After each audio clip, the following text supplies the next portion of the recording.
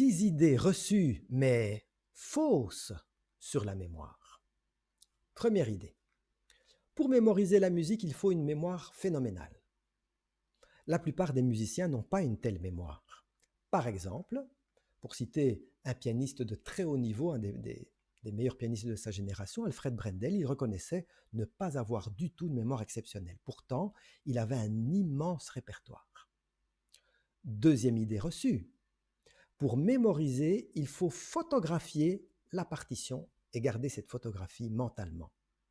Les musiciens ne jouent pas avec une image mentale omnubilante de la partition.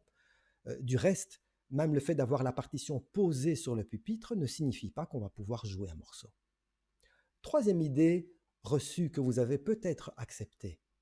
Je n'ai pas de mémoire.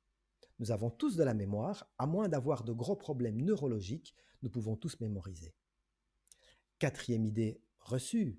De toute façon, même si je mémorise mes morceaux, je vais les oublier.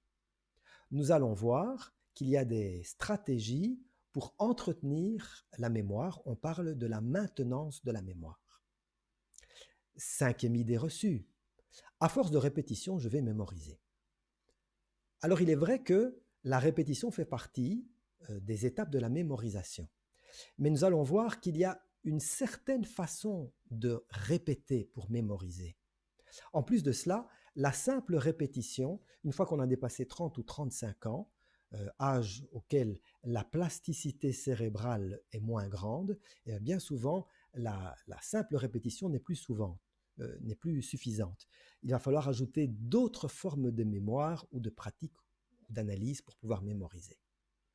Sixième idée reçue, en collectant quelques tips, en regardant quelques vidéos sur Internet, en lisant quelques trucs dans des livres sur la mémoire, je vais transfigurer ma mémoire. Il n'en est rien. On ne peut pas transfigurer sa mémoire, nous avons tous nos limites.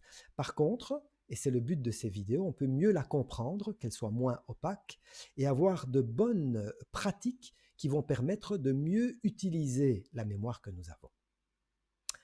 Alors maintenant, nous allons rentrer dans le vif du sujet. Vidéo suivante, la mémoire ou les mémoires du pianiste.